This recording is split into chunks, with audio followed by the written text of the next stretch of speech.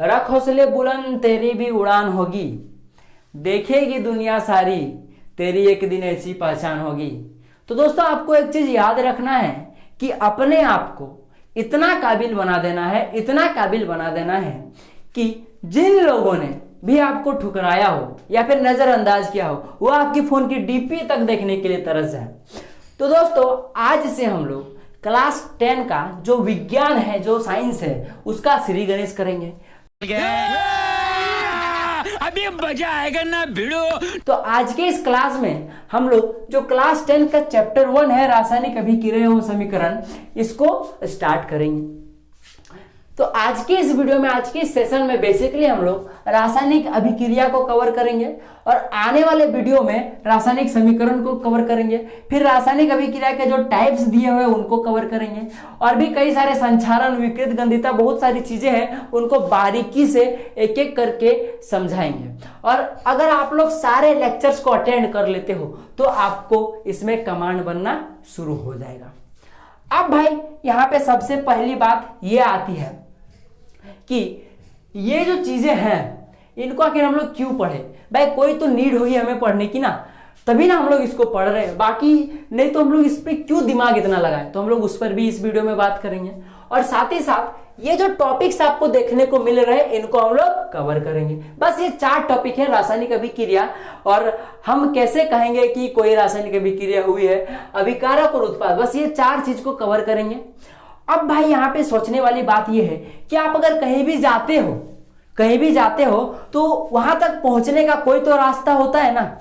जैसे अगर suppose that कि आपको एक सीढ़ी चढ़ रहे हो 5 स्टेप वाला, ये रहा आपका 5वां स्टेप। अगर आप 5वें स्टेप पे खड़े हो तो जाहिर सी बात है पहले आप लोगों ने ये 4 स्टेप को पार किया, तभी ना 5वें स्टेप पे आप हो। तो इसीलिए इन टॉपिक्स को समझने के लिए, ये जो चीज को, इस रासायनिक अभिक्रिया को समझने के लिए, इस चैप्टर को समझने के लिए, इसका फील लाने के लिए आपको कुछ पहले वाले स्टेप्स को जानना पड़ेगा। अब भाई पहले वाला स्टेप्स है क्या, तो यहाँ पे कुछ आपको स्क्रीन में शो कर रहा होगा, कुछ चीज है। ये क्या चीजें हैं, ये कुछ तत्व है, उनका कुछ प्रतीक शो कर रहा होगा। ये बेसिकली जो हमारे जो दामोदर सर है उनका लिखा हुआ है। और मैं एक चीज बता दूं, इस चैप्टर के जितने भी क्वेश्चन आंसर होगा वो सारी चीजें वो कराएंगे और ऑब्जेक्टिव टाइप क्वेश्चन भी ये वही कराएंगे Damodar sir ji.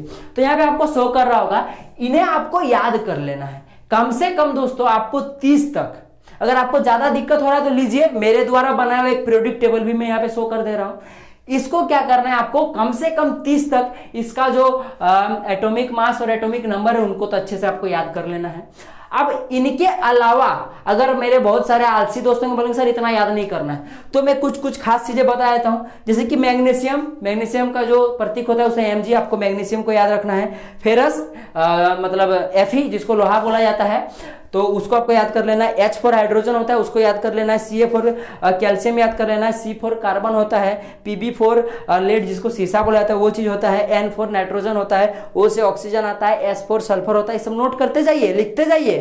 Ag for क्या होता है, चांदी होता है, ठीक ना, और चांदी जिसको सिल्वर बोला जाता है। Cl होता है जिसको क्लोरीन बोला जाता है। Br एक होता है, और एक Zn होता है जिसको जिंक बोला जाता है। एक Cu जिसको कॉपर बोला जाता है, और Ba जिसको बेरियम बोला जाता है मेरे दोस्तों। और इसका जो एटॉमिक नंबर है वो क्या होता है, 56 होता है। ये सारी मोस्ट चीजें हैं जो चीज आपको इस चैप्टर में देखने को मिलेगी। इसको आपको क्या करना है, अच्छे से इनका प्रतीक कम से कम याद कर लेना है, साथ ही साथ एटॉमिक नंबर याद रहेगा तो और अच्छा रहेगा। ठीक, तो आपका ये तो कुछ स्टेप पूरा, और भी सारे स्टेप्स हैं इनको समझने के लिए। जैसे कि रासायनिक अभिक्रिया और समीकरण को समझने के लिए सबसे पहले आपको क्या करना पड़ेगा, आपको कोई चीज जैसे कि भौतिक परिवर्तन और रासायनिक परिवर्तन को आपको समझना पड़ेगा।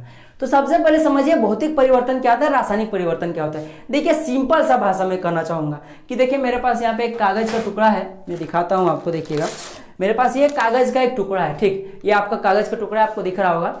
अगर मैं इसको इस तरह करके फाड़ दूं तो ये वाला चीज और ये वाला चीज, ये दोनों क्या क्या अलग अलग चीजें हो गई? नहीं, ये दोनों क्या है, कागज ही तो है ना। ये जिस चीज से मिलकर बना हुआ है ये भी उसी चीज से मिलकर बना हुआ है, यानी कि दोनों चीजें अलग नहीं है। अगर मैं इनको फाड़ के अगर इधर उधर कर दूं, दोनों को अलग कर दूं, फिर भी ये दोनों चीजें एक ही चीजें हैं। यही चीज तो होता है मेरे दोस्तों भौतिक परिवर्तन। अगर मैं यही मार्कर को अगर मैं यहाँ पे काट दूं, दोनों तरफ से दोनों अलग कर दूं, तो क्या इधर वाला मार्कर नहीं होगा, इधर वाला कुछ दूसरा कुछ बन जाएगा? ऐसा नहीं ना होगा। तो यही चीजें क्या होता है दोस्तों, फिजिकल चेंज होता है। है। अब केमिकल चेंज की बात करता हूँ, जैसे ये कागज का टुकड़ा है, देखिए मेरे पास एक कुछ चीजें हैं, जैसे मेरे पास एक मैच बॉक्स है, ठीक, मैं अभी इस कागज के टुकड़े को क्या करता हूँ, जलाता हूँ। देखिए आप लोग, देखिए मैं भी इस कागज के टुकड़े को जलाता हूँ, देखिए देखिए देखिए ये जो जल गया और ये जो मुझे मिला, देखिए यहाँ पे हाथ में मेरा मिला हुआ है, यहाँ पे एक राख है। तो ये चीज और ये चीज, ये जो कागज है और ये चीज, क्या दोनों सेम चीजें हैं? नहीं, ये दोनों अलग चीजें हैं। हम लोगों ने इसको क्या किया, जलाया, कोई चीज रिएक्ट कराया और साथ साथ मिला क्या, दो अलग चीजें मिला। तो जब दो अलग चीजें मिलती है तो वो क्या होती है, वो केमिकल चेंज होती है। वो क्या, वो जो होता है वो रासायनिक परिवर्तन कहलाता है। तो भौतिक परिवर्तन, रासायनिक परिवर्तन सब तो हलवा टॉपिक है, आप लोगों ने पढ़ा होगा अच्छे से, तो ये चीज तो आपको समझ में आ गया। तो ये चीजें थी जो चीज आपको यहां तक पहुंचने के लिए सबसे पहले समझनी पड़ती थी। साथ ही साथ मैंने बोला 30 तक कम से कम आप लोग उस पीरियोडिक टेबल को देख के याद कर लीजिएगा, तत्वों का प्रतीक और उसका एलिमेंट का एटॉमिक मास वगैरह सब कुछ याद कर लीजिएगा, ठीक। तो चलिए जो आज का जो सेशन है इसको हम लोग स्टार्ट करते हैं। तो उससे पहले मैं आपको एक चीज बता दूं, मेरा नाम है सूरज कुमार और आप प्रीतम एकेडमी को वॉच कर रहे हैं। तो चलिए आज के इस सेशन को स्टार्ट करते हैं। सबसे पहले दोस्तों समझते हैं रासायनिक अभिक्रिया क्या है। तो देखिएगा, जब दो या दो से अधिक पदार्थ मिलकर एक या एक से अधिक नए गुणधर्म वाले, इसको गौर कीजिएगा, नए गुणधर्म वाले पदार्थ का निर्माण करते हैं तो रासायनिक अभिक्रिया कहलाती है। यानी कि सीधा कहने का मतलब है, जब दो या दो से अधिक कोई भी चीज, कोई भी वस्तु, कोई भी पदार्थ आपस में मिलती है और एक नई चीज का फॉर्मेट करती है, नए चीज का निर्माण करती है, तो वो जो नया चीज बना और ये जो चीज प्रोसेस जो हुआ, यानी कि जो चीजें मिली और जो चीज बना, इस सबको अगर मिला के एक प्रोसेस बनाया जाए, जो प्रोसेस बना, इस टोटल वाले प्रोसेस को रासायनिक अभिक्रियाएं कहते हैं मेरे दोस्त। यही चीजें रासायनिक अभिक्रिया है। अब जैसे कि हमको पता है कि आपको बिना उदाहरण का तो कोई चीज समझ में आने वाला है नहीं, तो यहाँ पे उदाहरण क्या दिखेगा, हाइड्रोजन और ऑक्सीजन को मिलाया जाए तो जल बनता है। अब भाई यहाँ पे देखिए गौर करके, हाइड्रोजन क्या होता है कि ये आग पकड़ता है, बहुत जोर से जलता है मेरे दोस्तों, ये बहुत ही ज्वलनशील तत्व है, ठीक ना, बहुत ज्यादा जोर से जलता है। और ऑक्सीजन क्या करता है, आग को मदद करता है उसको बढ़ने के लिए, उसको जलाने के लिए, ठीक। तो आग को मदद करता है बढ़ने के लिए, जलाने के लिए। तो ये दोनों क्या है, मोटा मोटी तौर पे बोला है तो ये सब जलने वाला चीज है। लेकिन ये उल्टा, जल को देखिए, जब इन लोग का फॉर्मेट हुआ, इन लोगों को मिला, तब जाके क्या मिला, क्या बना इन लोग जल बना। इन जल क्या करता है, इन आग को बुझाता है। जस्ट उल्टा प्रॉपर्टी हो गया। ये सब आग लगाने वाली चीजें हैं, ये आग बुझाने वाली चीजें हैं। तो अब आपको समझ में आया कि दो अलग गुणधर्म वाले चीजें मिली तो दो कुछ अलग गुणधर्म वाला प्रॉपर्टी बन गया। तो यही क्या है मेरे दोस्तों, रासायनिक अभिक्रिया है। ये चीज आपको समझ में आ गया। अब मेरे बहुत सारे दोस्त बोलेंगे सर रासायनिक अभिक्रिया तो आप लोगों ने आपने बता दिया, आप पहले ये तो बता दीजिए कि हम ये रासायनिक अभिक्रिया, ये जो चैप्टर पढ़े क्यों हम लोग। सबसे पहले बात ये, पढ़े क्यों। तो दोस्तों देखिए, मैं आपको सिंपल सा चीज बताता हूं। आपका शरीर बीमार पड़ता है, हाँ भाई पड़ता है, आपको बुखार आता है, फीवर आता है, आप कहाँ जाते हो, डॉक्टर के पास आते हो, वो आपको क्या देता है, मेडिसिन देता है कि नहीं। तो आप क्या करते हैं, मेडिसिन को लेते हो, गटक जाते हो, चलो भाई मैंने गटक लिया, आपका बुखार छूमंतर हो जाता है। कैसे हो जाता है, वो जाके अंदर में, ये क्या एक प्रकार का रसायन का भाग है, वो क्या हो गया, रिएक्ट किया और साथ ही साथ रिएक्ट किया, उसके बाद आपका क्या क्या बॉडी को वो टेम्परेचर मेंटेन किया, आपका बुखार चला गया। तो वो वहां पे क्या हुआ, वो जो मेडिसिन आपका पेट में गया वो क्या क्या रिएक्शन किया, केमिकल रिएक्शन किया, यानी कि रासायनिक अभिक्रियाएं हुई आपके शरीर के अंदर उस मेडिसिन के जाने से, और उसके बाद आपका शरीर स्वस्थ हो गया। तो आप बताइए हमें पढ़ना चाहिए कि नहीं। अगर इस टाइम पे अगर रासायनिक अभिक्रिया हमें नहीं पता होती तो क्या दवाई बनती, तो क्या हम लोग जब बीमार पड़ते तो हम लोग ठीक हो पाते, नहीं ना हो पाते। इसीलिए हम लोग ये चीज तो पढ़ते। चलिए इसको छोड़िए, और एक एग्जांपल देता हूं मैं आपको और एक एग्जांपल देता हूं। आप लोग गए पूरा पार्टी में, एकदम आपका दोस्त पूरा एकदम ठूस के भर के खा लिया, एकदम पेट फूल गया यहां तक का एकदम। आप रात को वो क्या कर रहा है, समझ रहे हो ना, समझ रहे हो ना, यही चीज। तो वो कहा आ रहा है, पेट में जा रहा, वो चीज सड़ रहा है, तभी ना आप कुछ निकाल रहे हो, तभी ना आप नाक बंद कर रहे हो, समझ रहे हो ना चीजें। तो ये सब क्या हो रहा है, जाके रिएक्शंस हो रही है। तो ये चीज को आपको समझने के लिए, और दोस्तों इसमें नहीं, पूरी चीज में ही रसायन है। आपको कहीं भी देख लो, कहीं ना सब चीज में रसायन है। यही जो ये जो इंक है, ये इंक ये जो चीज है, ये जो इंक है, काला ऐसा भाग नजर आ रहा है, ये भी क्या एक रासायन का भाग है। यहाँ जो व्हाइट बोर्ड में ये जो इंक तो यहाँ पे लग रहा है आपको, ये एच लिखा हुआ नजर आ रहा है, ये आपको ये जो एच तो यहाँ पे चिपक गया, ये जो लिख गया, ये इंक तो इस बोर्ड में चिपका, ये भी क्या एक प्रकार का रिएक्शन हो रहा है। अब मैं लड़कियों की थोड़ा बात कर रहा हूँ, वो लोग क्या करती है, लिपस्टिक लगाती है, उसमें असमंजक बल पाया जाता है, वो भी क्या केमिकल का पार्ट है, रिएक्शन का पार्ट है, तो नहीं तो वो चिपकता ही नहीं, उधर लटक जाता है। बोला समझ रहे हो ना कैसा दिखती सब। ठीक, अब चलो और एक बात करता हूँ, आप लोग नेल पॉलिश लगाते हो, मैं लड़कियों की बात करता हूँ, एक दो लड़का एक्सेप्शन निकल जाता है, समझ में आया ना। हाँ, तो मैं लड़की की बेसिकली बात कर रहा हूँ, वो लोग नेल पॉलिश लगाती है, अब क्या होता है उनका मूड खत्म हो जाता है, बोले ये कलर ठीक नहीं है, मुझको इसको हटाना है, तो उसके लिए क्या करती है उन लोग, एक इसको रिमूव करने के लिए एक लिक्विड टाइप का आता है, उसको लगाती है। क्या होता है वो मैं आपको आगे चल के बताऊंगा। ठीक, उसको लगाती है, क्या होता है वो झट से वो जो नेल पॉलिश पहले लगा हुआ था वो मूव हो जाता है, तो वो भी क्या हुआ, एक प्रकार का रिएक्शन का ही पार्ट हुआ ना। तो समझ लीजिए इतनी सारी चीजें हैं रसायन की, तो हम लोग क्यों ना पढ़े भाई, पढ़ना पड़ेगा तभी ना हम लोग आगे बढ़ेंगे। तो ये चीज आपको समझ में आ गया होगा क्यों रासायनिक अभिक्रिया को, क्यों चैप्टर को क्यों पढ़ा जाए और रसायन को हम लोग क्यों पढ़े। ठीक, अब हम लोग चलिए कुछ और बातें करते हैं। आपकी एनसीईआरटी में कुछ चीज दिया हुआ है, कुछ एग्जांपल्स दिया हुआ है, हम लोग थोड़ा उस पर भी बात कर लेते हैं। जैसे दिया हुआ है, गर्मियों में कमरे के ताप पर दूध को खुला छोड़ दिया जाता है, तो क्या होता है दोस्तों, पता है आपको, दूध फट जाता है, वो दही बन जाता है। तो क्या वो दही को हम लोग क्या करते हैं, उससे पनीर बना लेते हैं। तो क्या होता है यहाँ पे रासायनिक अभिक्रिया हुई है, ये चीज ये दिखा रहा है। साथ ही लोहे का तवा है, तसला है, कील है, ये सब क्या आर्द्र वायुमंडल में खुला छोड़ दिया जाता है। तो क्या होता है दोस्तों, देखिएगा लोहे की वस्तु को अगर आप लोग वायुमंडल में खुला छोड़ दीजिए तो उसमें जंग लग जाता है। तो जंग कैसे लगता है, यही रासायन का पार्ट है, रासायनिक अभिक्रियाएं होती है तभी जाके वो जंग लगता है। और भी देखते हैं अंगूर का किण्वन होना, किण्वन माने क्या होता है दोस्तों, सड़ना गलना, यूं समझ लीजिए। तो अंगूर कब सड़ता है, यही रासायनिक अभिक्रिया होती है तभी सड़ता है। ठीक, भोजन पकाया जाता है, अब जब भोजन पकाइएगा तो भोजन को भी पकाने से क्या होता है, वो सब्जी बन जाता है। बहुत सारे फल्स को हम लोग मिलाते हैं, फिर उसमें रिएक्ट करता है, फिर एक सब्जी बनता है। तो ये सब भी क्या रासायनिक अभिक्रिया का पार्ट है। आगे देखते हैं हमारा शरीर का भोजन का पचना, जैसे कि मैंने भी आपको एग्जांपल दिया आपका दोस्त वाला, वही चीज है। उसके बाद हम सांस लेते हैं, हम लोग सांस लेते हैं, तो देख सकते हो ये भी क्या एक प्रकार का रासायनिक अभिक्रिया है। तो इतनी सारी चीजें हैं, तभी ना हम आपको बोल रहे हैं कि रासायनिक अभिक्रिया ये जो चैप्टर है, और साथ ही साथ रसायन जो चैप्टर, पूरा रसायन जो आपका बुक है, इसको पढ़ना बहुत ही जरूरी होता है। चलिए, आप तो ये चीज तो आपको समझ में आ गया। अब हम लोग अगले टॉपिक पर बढ़ते हैं। अब हम लोग मेन टॉपिक पे आते हैं कि हम कैसे कह सकते हैं कि रासायनिक अभिक्रिया हुई है। अब आपका यहाँ पे मेन मोटिव आता है, इससे आपका एग्जाम में क्वेश्चन आ सकता है, मैं कहूंगा आ सकता है, क्योंकि पूछा जाता है, कभी कभी नहीं भी पूछा जाता है। ठीक ना, तो आपको बताना है आप कैसे पता चलेगा भाई, अब भाई कोई रिएक्शन हुई तो आपको कैसे पता चलेगा भाई हाँ यहाँ पे रिएक्शन हुई है। ठीक, तो चीज याद रखिएगा दोस्तों कि अवस्था में परिवर्तन होता है। क्या होता है, अवस्था में परिवर्तन होता है। जैसे आप लोग समझिएगा कि देखिए, ठोस से वो द्रव में बन जाएगा, या फिर द्रव से वो ठोस में जा सकता है, या फिर ठोस से लिक्विड में जा सकता है। इस तरह करके फॉर्मेट होता है। अगर आपका ठोस है, इधर द्रव है, आपका इधर गैस है, तो रासायनिक अभिक्रिया में ठोस से आपका द्रव भी बन सकता है, या फिर गैस भी बन सकता है, या फिर द्रव से ठोस बन सकता है, द्रव से गैस भी बन सकता है। इस तरह करके आपस में ये उलझ के आपस में फॉर्मेट कर सकता है, मतलब ठोस से द्रव बन सकता है, या फिर ठोस से गैस बन सकता है, गैस से ये, तो ये इस तरह करके ये बन सकता है। तो ये क्या अवस्था में परिवर्तन होता है, ये चीज आपको देखने को मिलेगा केमिकल रिएक्शन में। ठीक, साथ ही साथ ये चीज देखने को मिलेगा कि रंग में परिवर्तन होता है। जैसे कि अभी आपका एनसीईआरटी में एक एग्जांपल दिया है, आपने खाना बनाया, सब्जी का कलर कुछ अलग होता है। कौन सा सब्जी, जब आप लोग उसमें जैसे कि पालक अलग, साग, आलू डालते तो उसका कलर अलग होता है। जब सब्जी बनकर रेडी हो जाता है तो उसका कलर अलग होता है। समझ में आ गया आपको, यानी रंग में परिवर्तन भी होता है। चलो भाई ठीक है।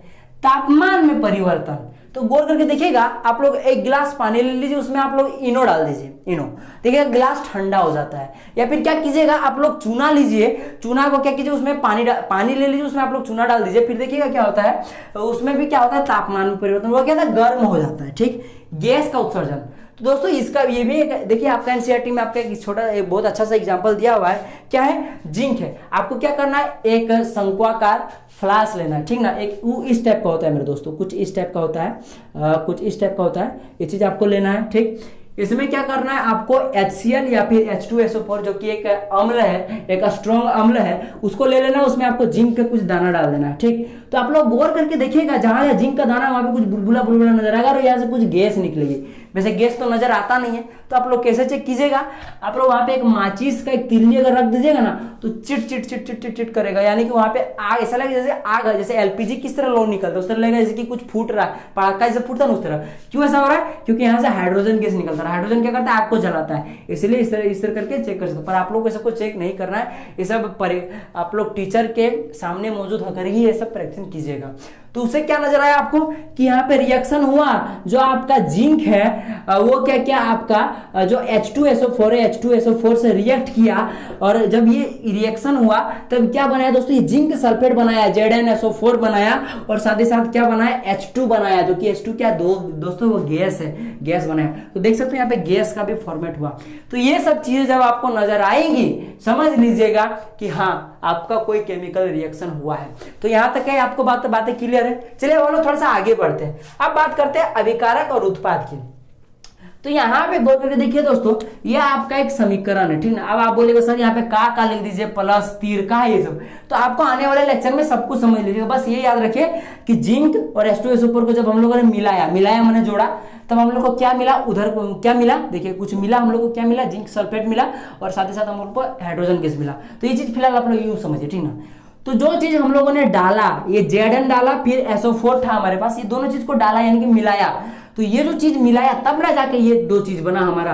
तो जिस चीज को हम लोग लेते हैं रिएक्शन कराने के लिए, सब क्या रिएक्शन कराने का वाला पार्ट है, जो चीज हम लोग लेते हैं उसको हम लोग अभिकारक बोलते हैं, और जो चीज बनता है जिसका प्रोडक्शन होता है वो चीज हमारा उत्पाद होता है। जैसे देखिए अभिकारक, रासायनिक अभिक्रिया में भाग लेने वाले पदार्थों को अभिकारक कहते हैं।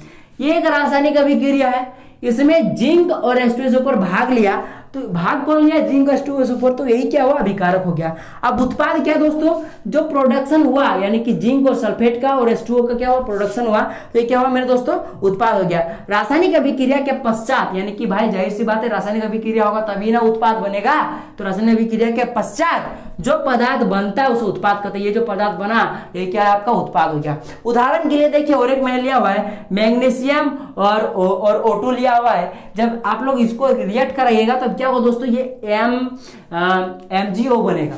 तो यहाँ पे ग्रुप में देखिए कि क्या हुआ, सो MgO बना। यहाँ पे ये जो चीज है, ये जो पोर्शन हुआ, जो चीज मिलकर MgO बनाया, जो चीज मिलकर बनाया वो चीज अभिकारक हो जाता है। इधर जो बना जिसका प्रोडक्शन हुआ वो क्या हो गया, उत्पाद हो गया।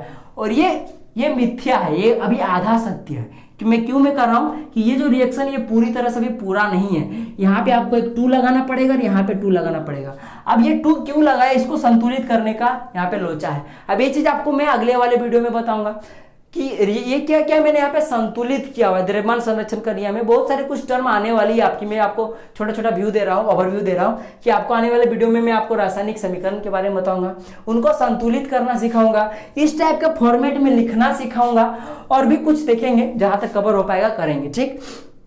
तो ये तो था हमारा आज का पोर्शन। और यहाँ पे ये जो रिएक्शन नजर आ रहा है इससे आपका एग्जाम में 100% 99.9% क्वेश्चन आता है मेरे दोस्तों। अच्छा समझ लीजिए रिपीटेड क्वेश्चन है। Oh my God. अब क्वेश्चन क्या होता है दोस्तों, क्वेश्चन ये रहता है कि मैग्नीशियम को दहन करने से पूर्व उसको रेगमाल से क्यों रगड़ा जाता है। और ये 100% का 99% चांस रहता है कि एग्जाम में पूछे थे। मेरे टाइम पे भी पूछा गया था, अगला साल में भी पूछा गया था, इस साल में भी पूछा गया था, ठीक ना। तो ये बहुत ही इंपॉर्टेंट सवाल है दोस्तों, 3 नंबर का पूछा जाता है। तो क्यों रगड़ा जाता है थोड़ा समझिएगा। देखिए जैसा कि मैंने आपको थोड़ा देर पहले एक चीज एग्जाम्पल दिया कि कोई भी धातु की वस्तु, यानी कि जैसे लोहा को क्या कहता है, आप थोड़ा देर के लिए खुला छोड़ दिए थे कुछ दिन के लिए, तो उसमें जंग लग जाता है, वो क्या होता है, रिएक्शन होता है। उसी तरह मैग्नीशियम भी एक प्रकार का धातु है, उसको कुछ दिन के लिए खुला छोड़ दीजिए, देखिएगा उसमें एक मैग्नीशियम ऑक्साइड का परत चढ़ जाता है। वो उसमें आप लोग देखेगा कि काला खुदरा टाइप का नजर आएगा, तो वो क्या होता है, मैग्नीशियम ऑक्साइड का परत होता है। जैसे देखिए Mg जो है वो ऑक्सीजन के साथ आता है, क्योंकि वायुमंडल में बाय ऑक्सीजन परत ऑक्सीजन मिलता है। आप क्या मैग्नीशियम को जैसे आप लोग वायुमंडल में खुला छोड़ दीजिएगा, मैग्नीशियम को जैसे आप लोग वायुमंडल में खुला छोड़ दीजिएगा तो वायुमंडल के ऑक्सीजन के संपर्क में आके वो क्या बनाएगा,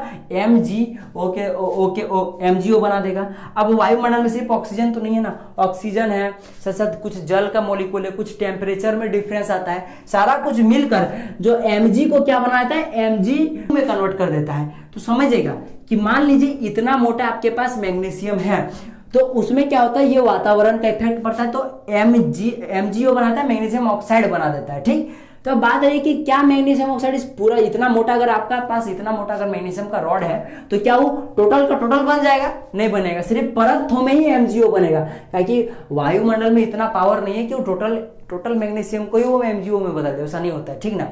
तो क्या सिर्फ परत को बदलता है MgO में, ठीक। अब बात रही कि एक चीज होता है कि जो आग होता है वो Mg को जलाता है, ना कि MgO को। MgO को नहीं जला पाता है आग, क्या Mg को जलाता है, समझ में आया ना।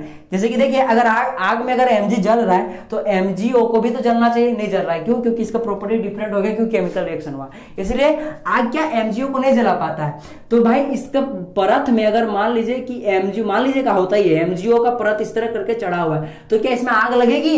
नहीं लगेगी, क्योंकि जो चीज को आग जला सकती है वो तो अंदर में है ना, बाहर में। मुझे कोई बाहर से पकड़ के रखा है तो मेरे तक पहुंचने के लिए आपको पहले उसको पीटना पड़ेगा, समझ में आ रहा है आपको, ठीक। तो इसीलिए आपको क्या करना पड़ेगा, रेगमाल जो कि सीरीज पेपर का, तो वो एक खुदरा हुआ सतह होता है, उसमें से इसको रगड़ा जाता है, इस सरफेस को इस तरह करके रब किया जाता है। तो रब जब कीजिएगा ना तब ये जो आपका MgO उसका परत हट जाता है और मैग्नीशियम नजर आने लगता है। तो आप जब यहाँ पे हीट दीजिएगा तब आप क्या Mg आपका जल जाएगा, श्वेत ज्वाला निकलेगा, और वो श्वेत ज्वाला इतना तेज होता है कि आपकी आंख को भी वो नुकसान पहुंचा सकता है। तो अगर आप लोग कभी ये सब रिएक्शन करते हो तो टीचर की सहायता से कीजिएगा, ठीक।